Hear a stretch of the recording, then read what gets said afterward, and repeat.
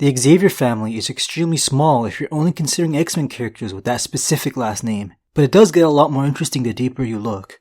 Charles Xavier, better known as Professor X, is the son of Dr. Brian Xavier and Sharon Xavier. None of his parents were mutants, but Dr. Brian Xavier's work did involve genetics and mutations. He was a nuclear scientist who was very rich. You know the iconic X-Men mansion that serves as Xavier's school for gifted youngsters? Well, it's been in the Xavier family for 10 generations, so money has never been an issue for this family. And I'm sure being a scientist for the US government would pay pretty handsomely. When conducting an experiment at his facility, something went wrong and he died in an explosion. We would find out that Charles was experimented on at a very young age at this facility. Charles' psychic powers awakened absurdly early into his life when comparing to other characters, as early as a fetus. When Sharon was pregnant, they were actually expecting twins. While in Sharon's womb, the twin sister physically attacked fetus Charles. Somehow, Charles was able to sense his twin's darkness and instinctively killed her with his powers. But this is X-Men here, so things get strange and complicated. She isn't really a human, it's actually a parasite from the astral plane made up of energy. It was able to copy Charles' DNA, and that's why it had an actual body in the form of a twin sister. After the miscarriage, Cassandra began to rebuild a new body that would take an extremely long period of years to complete. I'll talk about her return in a bit. So after Dr. Brian's death, his colleague, Dr. Kurt Marco, would become Sharon's emotional support. It wouldn't be long before the two would wed. Kurt was once married to Marjorie Marco, but that ended in divorce and she died afterwards. They had one son together, Kane Marco. After Kurt and Sharon's wedding, Kurt along with his son Kane, from the previous marriage, moved into the Xavier's mansion. Kane's mother Marjorie died when he was only 3. Instead of Kurt raising his son, Kane spent his childhood in boarding schools, where he would repeatedly get expelled from. Kurt made the mansion a horrible environment to raise the 2 boys. He preferred the genius stepson Charles over his own troubled son. Kurt became physically abusive towards Kane, and Kane in return would bully Charles. During this time, Charles would begin to read people's minds through his telepathic powers. He found out the type of person his stepfather truly was. He now knew what Kane was going through, but also that he only comforted and married Sharon for her money, left behind by Brian. Sharon would also become a victim of Kurt's abuse, and she turned to alcohol. Charles tried to share the pain she was going through with his powers, but it wouldn't be long until she died.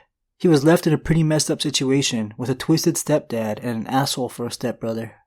During a fight between Kurt and Kane, the angry kid started trashing his father's lab and caused an explosion.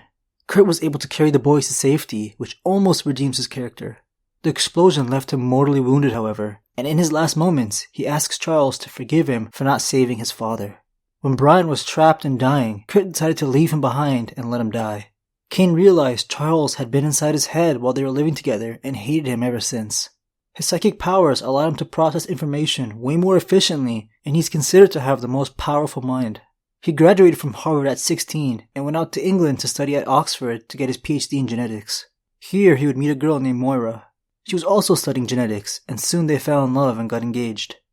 Moira's ex-boyfriend convinced Charles that only a man who served in the army could ever marry her, so Charles did, believing she would wait for him. When he was out fighting in the Korean War, she called off the engagement to get back with her ex. Moira would remain an important ally to the X-Men later on in the comics, even without having powers of her own. Things would get worse for Charles while participating in the Korean War. Of all the people to be stationed with, Kane Marco was in his same unit. When under attack, Kane runs away from the battlefield, which led Charles to chase after him so he wouldn't be jailed as a deserter. Kane hides in a cave where he finds a magical gem that turns him into the Juggernaut. While transforming into his new terrifying body, a cave-in happens, trapping Juggernaut. But with his powers, he's virtually unstoppable. He has limitless strength, endurance, a force field, and if you get through all of that, he has regenerative healing. He no longer needs food, water, air, or sleep, so being trapped means nothing to him. And since his stepbrother was the man he hated most and who he would always go after, the writers had to also give him some magic armor that he could summon at will. That iconic helmet keeps psychics like Charles out of his head. Oh, and he's immortal. After the war, Charles would travel the world. 3 huge things happened during this time in his life. While in Egypt, he decided to dedicate his life to basically being a superhero who looked after mutants. And while in Israel, he met Magneto and a woman named Gabrielle Haller. Both were Holocaust survivors. Charles and Magneto were initially friends, but their differences were clear.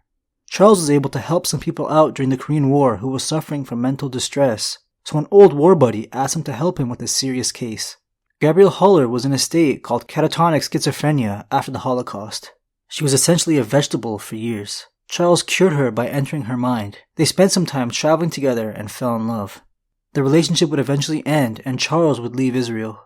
I consider his time here to be life-changing because without his knowledge, Gabrielle became pregnant with this child. The third life-changing event happened during his time in the Himalayas. He came across an evil alien villain named Lucifer, who was responsible for crippling Charles's legs and leaving him in that wheelchair. But I want to get back to Charles and Gabrielle's son, David Huller. If you recognize this name, you're probably a Legion fan. I know what I am. I'm Magic Man.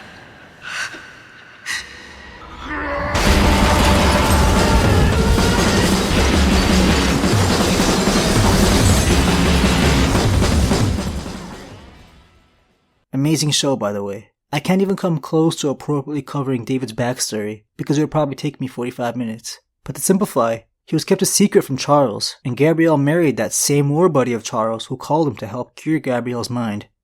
David's stepfather's name was Daniel Shamran.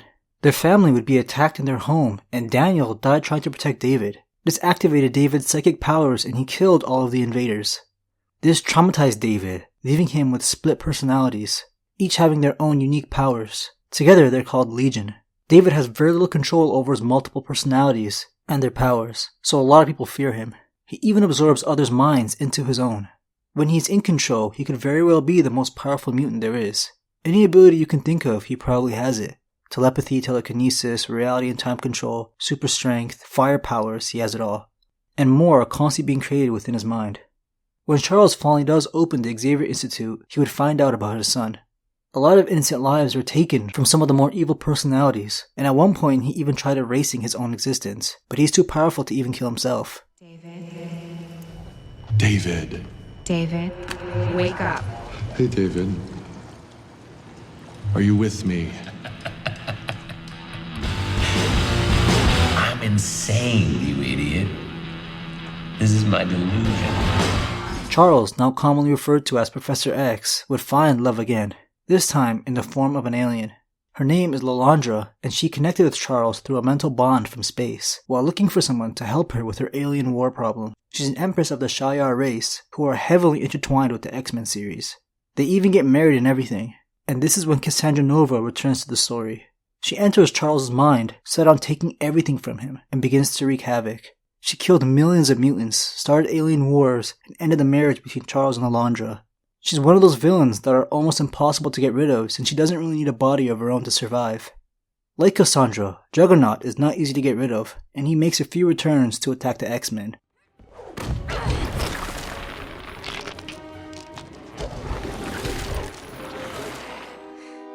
Don't you know who I am?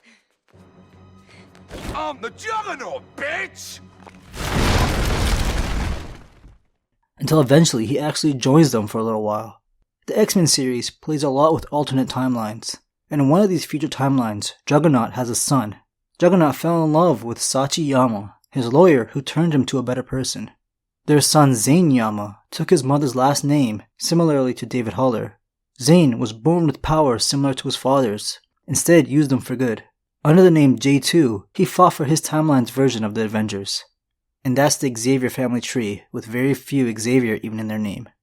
I wanted to make this video right after I made the Grey Summers X-Men Family Tree, around the time Deadpool 2 first came out. But I know these type of videos wouldn't do as well as my Game of Thrones videos, and that kinda discouraged me.